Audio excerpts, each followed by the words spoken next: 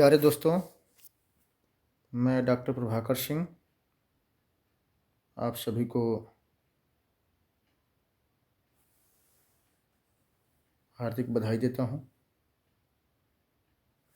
आज राष्ट्रीय मतदाता दिवस के अवसर पर आप सभी लोगों को राष्ट्रीय मतदाता दिवस की हार्दिक शुभकामनाएं। और आज के दिन भारत का राजपत्र द गज़ेटी ऑफ इंडिया आप जैसे कि देख सकते हैं 25 जनवरी 2025 को आज प्रकाशित किया गया है। और इसमें जो यूपीएस है यानी कि यूनिफाइड पेंशन स्कीम, एकीकृत पेंशन योजना, इसके बारे में यहाँ सूचना दिया गया है। तो इसके बारे में हम लोग बातें कर लेते हैं कि इसकी पात्रता क्या है। तो इस योजना की पात्रता के बारे में वैसे सारा डिटेल्स इसमें लिखा गया है, लेकिन मैं मुख्य बातों को बता देना चाहता हूँ कि इसके लिए वही पात्र होंगे जिनकी सेवा कम से कम 10 वर्ष हो। वैसे कर्मचारी जिनकी सेवा 10 वर्ष हो, साथ ही साथ जो एनपीएस से आच्छादित हों, वो कर्मचारी भी इसका लाभ ले सकते हैं, इससे आच्छादित हो सकते हैं। अब इसमें हम लोग बात करेंगे पेंशन की। तो कितना पेंशन मिलने वाला है, तो वैसे तो इसमें मिनिमम पेंशन की बात की गई है कि मिनिमम 10,000 रुपया गारंटी युक्त पेंशन का भुगतान किया जाएगा, जैसे कि आप स्क्रीन पर देख पा रहे हैं। और जो लोग 25 वर्ष की सेवा पूरा करेंगे उनको उनके औसत मूल वेतन का 50% मूल वेतन पे महंगाई भत्ता देते हुए पेंशन दिया जाएगा। अब औसत मूल वेतन क्या है, तो जैसे मान लीजिए कि कोई व्यक्ति 60 वर्ष के आयु में रिटायर होता है, सेवानिवृत्त होता है, तो 60वें वर्ष में वह कुल कितना वेतन पाया है। यदि 60वें वर्ष में वह 60 लाख रुपया एक साल में पाया है, तो उसमें 12 से भाग लगा देंगे तो उसका वेतन हो जाएगा 5 लाख रुपया पर मंथ। उसका वेतन 5 लाख रुपया पर मंथ हो जाएगा। तो वो 5 लाख रुपया उसका बेसिक होगा और प्लस उस पर महंगाई भत्ता जोड़ करके उसको पेंशन दिया जाएगा। हालांकि कुछ लोगों को आश्चर्य हो रहा होगा कि 5 लाख कैसे हमारा मूल वेतन हो जाएगा, तो मैं इस बात को भी दिखाऊंगा प्रूफ के साथ। इसमें हम लोगों का जो अंशदान होगा, जो कर्मचारियों का अंशदान होगा, वह मूल वेतन प्लस महंगाई भत्ता का 10%, और जो भारत सरकार का अंशदान होगा वह भी मूल वेतन प्लस महंगाई भत्ता का 10% होगा। ये जानकारी इसमें दी गई है। ये यहाँ पे लिखा गया है साफ साफ। हालांकि जो भारत सरकार लागू करता है वह राज्य सरकार में लागू करती है, अतः यह हमारे बिहार राज्य के जितने भी कर्मचारी हैं, चाहे वह पुलिस विभाग के कर्मचारी हों या फिर राजस्व विभाग के कर्मचारी हों, ब्लॉक के कर्मचारी हों, एसएससी के माध्यम से जो लोग कर्मचारी आए हुए हैं, या फिर अभी जो हमारे शिक्षक साथी हैं, शिक्षक बंधु हैं जो कि बीपीएससी से ज्वाइन किए हों और साथ ही साथ जो विशिष्ट शिक्षक के रूप में योगदान कर लिए हैं या जो भी आने वाले समय में विशिष्ट शिक्षक के रूप में योगदान करेंगे, उन सभी लोगों को यह यूपीएस का लाभ मिलने वाला है। तो इसमें हम आगे बात करते हैं कि पेंशन मिलेगा कितना, ये पेंशन कितना मिलेगा। तो पेंशन के लिए तो आप जान लिए कि मिनिमम 10 साल सेवा होना चाहिए। 10 साल से कम सेवा होगा तो पेंशन नहीं मिलेगा। उसके बाद पूरा पेंशन पाने के लिए अधिकतम 25 वर्ष की सेवा अवधि होनी चाहिए। अब कोई व्यक्ति 10 साल से अधिक पेंशन पाता है, 10 साल से अधिक सेवा देता है, किंतु 25 साल से अधिक और 25 साल से कम सेवा देता है तो उस स्थिति में क्या होगा? तो जो 10 साल से कम सेवा देंगे उनको पेंशन नहीं मिलेगा। जो 10 वर्ष से अधिक सेवा देंगे उनको मिनिमम 10,000 पेंशन मिलेगा। जो 25 वर्ष तक सेवा देंगे उनको उनके मूल वेतन का 50% पेंशन मिलेगा। उस पर महंगाई भत्ता भी रहेगा। और जो 25 साल से अधिक सेवा देंगे, 26 साल, 30 साल, 35 साल, तो उनको भी उनके मूल वेतन का 50% ही मूल वेतन लेकर के उस पर महंगाई भत्ता जोड़ करके और पेंशन दिया जाएगा। अब ये 25 साल कब से कब तक गिनती होगी?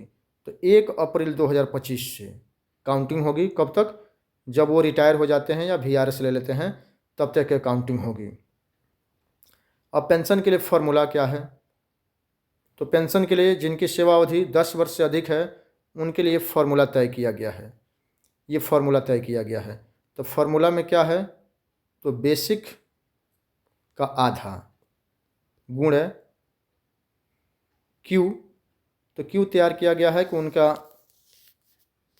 कितने मंथ तक वो सेवा देते हैं वो क्यू है, लेकिन 300 से अधिक नहीं होना चाहिए।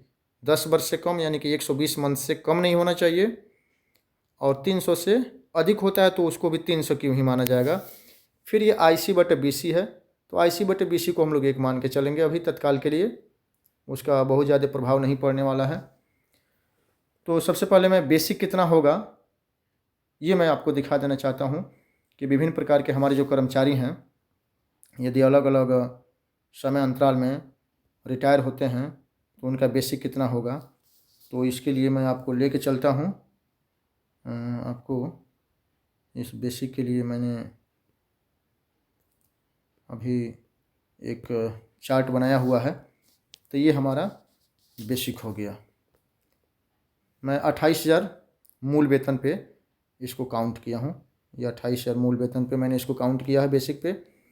मान लीजिए कि कोई हमारे शिक्षक साथी या किसी विभाग के कर्मी 2024 में ज्वाइन करते हैं, वो ज्वाइन करते हैं 2024 में, तो उनका 2025 में एक 3% का इंक्रीमेंट मिलेगा। अभी 7th पे चल रहा है लेकिन कोई फिटमेंट फैक्टर नहीं मिलेगा। फिटमेंट फैक्टर कब मिलता है? तो जब हमारा पे कमीशन लागू होता है। तो 2024 में योगदान करने वाले कर्मी को 2025 में एक 3% का इंक्रीमेंट मिलते हुए उनका बेसिक हो जाएगा, रेड कलम से जो लिखा गया है यहाँ, ये हो जाएगा 28,840 रुपया। अब 2025 के बाद 26 में यदि जनवरी में उनका इंक्रीमेंट मिल रहा है तो इंक्रीमेंट मिलेगा, अदरवाइज इंक्रीमेंट नहीं मिलेगा। और एक ही बार उनको 8 CPC का लाभ मिलेगा। और जैसा कि अनुमान लगाया जा रहा है कि 8 CPC में 2.8 का फिटमेंट फैक्टर रहने वाला है, तो मैंने यहाँ 2.8 से गुणा किया है तो उनका बेसिक हो जाएगा 80,760 रुपया। अब ये जो हमारा बेसिक है 3% इंक्रीमेंट के साथ 2035 तक चलेगा। फिर 2036 में 10 साल के बाद से, जैसा कि हम जानते हैं कि हर 10 साल के बाद से नया पे कमीशन लागू होता है, तो 10 साल के बाद से 2036 में पुनः 9th CPC हमारा लागू होता है। तो मैंने फिटमेंट फैक्टर 2.6 माना है। 7th पे में सबसे कम 2.57 का फिटमेंट फैक्टर मिला था। मैं 2.6 मान के चल रहा हूँ कि यदि फिटमेंट फैक्टर 2.6 रहता है तो जो हमारा बेसिक है 2036 में 28,000 मूल वेतन वाले कर्मचारी का 2,09,980 रुपये हो जाएगा। फिर 10 साल के बाद से 2046 में यदि 10th CPC लगे और उस समय हमारा फिटमेंट फैक्टर 2.6 भी रहे, मैंने मिनिमम लेकर के चला है, 2.6 भी रहे, तो जो हमारा बेसिक है वह 2,09,980 रुपये से बढ़ करके और 5,45,950 रुपया हो जाएगा।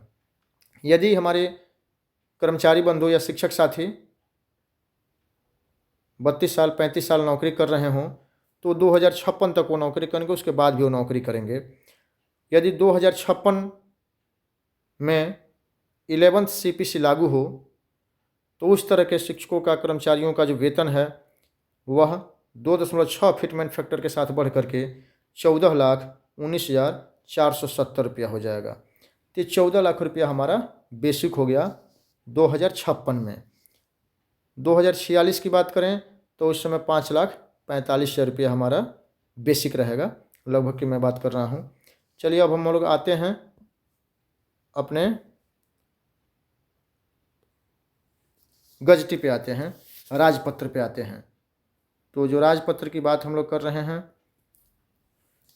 तो अब राजपत्र के अनुसार ये जो हमारा फिटमेंट फैक्टर यहाँ बनाया गया है, तो फिटमेंट फैक्टर में ये जो पी लिखा हुआ है पी, तो पी का मतलब है कि हमारा बेसिक पे कितना है।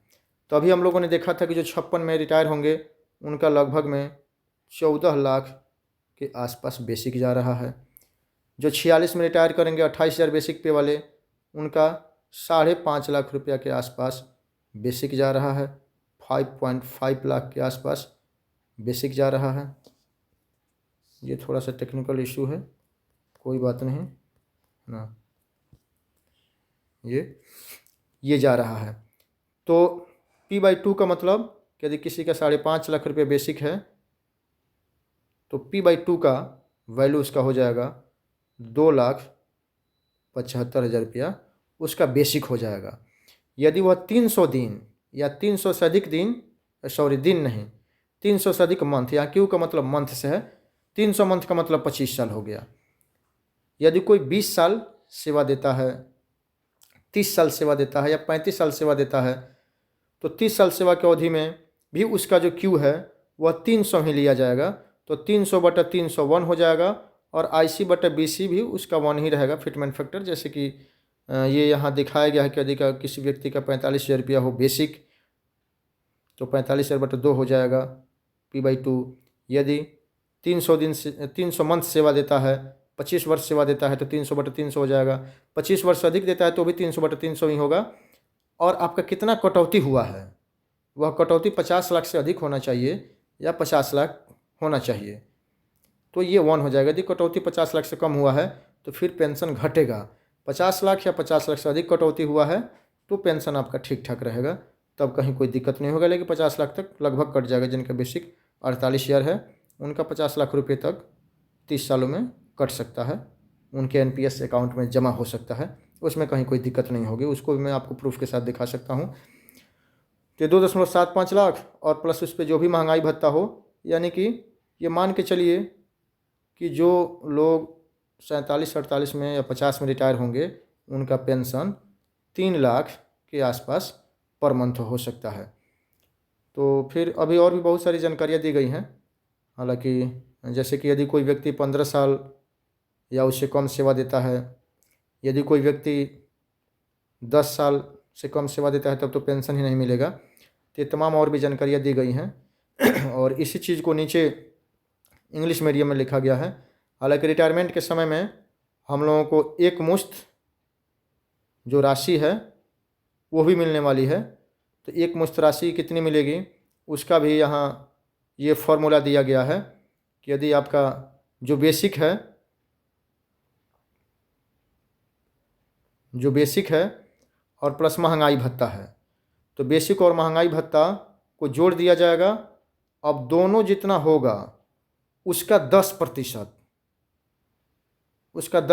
निकालना है और 10% के बाद से प्लस अब आपने कितने छमाही काम किया है। यदि कोई व्यक्ति 20 साल काम करता है, हम लोग अभी 5.5 लाख बेसिक पे लेके चल रहे थे, तो मान लीजिए कि बेसिक और DA मिल करके किसी व्यक्ति का जो आय है वह 6 लाख रुपये हो। हालांकि पे कमीशन लगता है तो तुरंत DA नहीं मिलता है, लेकिन हम अनुमान के लिए मान रहे हैं कि 5.5 लाख हमारा बेसिक आया था। तो यदि उसका 6 लाख रुपया बेसिक प्लस DA हो तो 6 लाख का 10%, 6 लाख का 10% यानी कि 60,000 रुपया, जो 60,000 रुपया है वो हमारा एकमुश्त राशि का गुणांक बनेगा। और वह 60,000 रुपया में किससे गुणा होगा, तो कितना साल तक हम सेवा किए हैं उसका दुगुना कर देना है। यदि मान लीजिए कोई व्यक्ति 25 साल तक सेवा किया है, 25 साल तक, तो 25 साल में 50 छमाही हो जाएगा, तो 50 से गुणा कर देना है। तो जब 50 से गुणा करेंगे 60,000 में तो 6×5 = 30 हो जाएगा और इस पर आ जाएगा 5 जीरो, ये हमारा 5 जीरो हो गया। तो ये कितना हो गया, तो ये हमारा लगभग हो जाएगा 30 लाख रुपया। तो हमको 30 लाख रुपया एक मुश्त उस कंडीशन में मिलेगा।